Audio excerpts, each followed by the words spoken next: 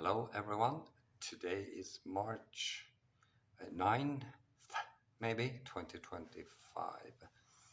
Today's topic is creativity and innovation. And as you know, I'm a psychological scientist dealing with prospection and nutrition psychology. So back in the days, I wrote a doctoral thesis about leadership and creativity. And I've been teaching stuff like that for actually decades. So anyway, United Nations has coined April 21st World Creativity and Innovation Day.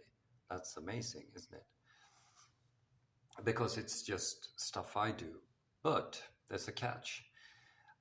It seems like the UN has joined the trend um, by thinking about creativity as something aesthetic or artistic.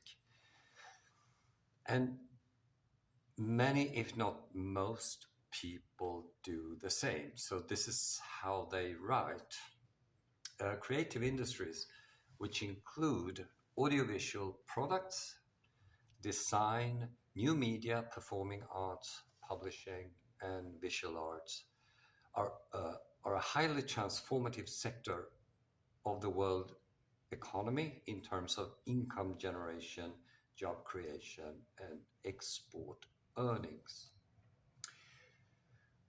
And what they say, they also claim that there's no general description or definition about creativity. I beg to differ. Well, so creativity, I give you the backstory. A lady called Elizabeth Ricord, forgotten by most, but she was a philosophy professor somewhere, I think in on the east coast of the US.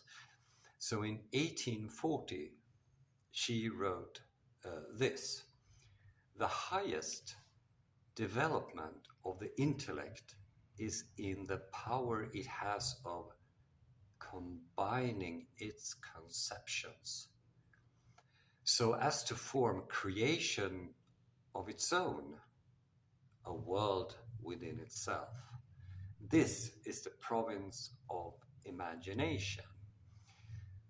Now, lo and behold, but Ricord actually is, if you look at the database, for example, PsycInfo, and search for creativity, that's the first reference you get. So, as you understand from Ricord's description, creativity has to do with imagination. We are the only species who can imagine things forward in time, and this is part of something called the executive functions, which I tend to talk about every now and then.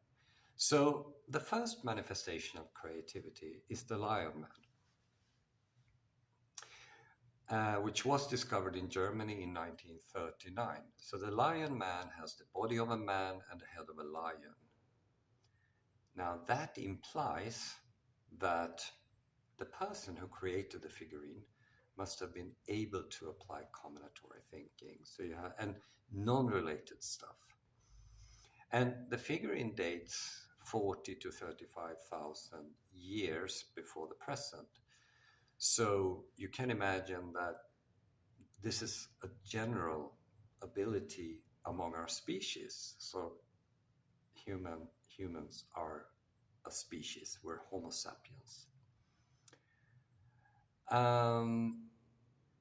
So as a researcher, I define creativity as a social process where non-related objects, mental objects, or fragment thereof are combined or melded together into new distinct cognitive categories.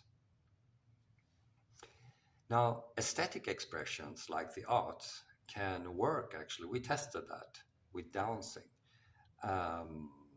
To facilitate this combinatory thinking, which is creativity. So I've been talking about this, especially besides teaching, which I've been doing for at least 20 years.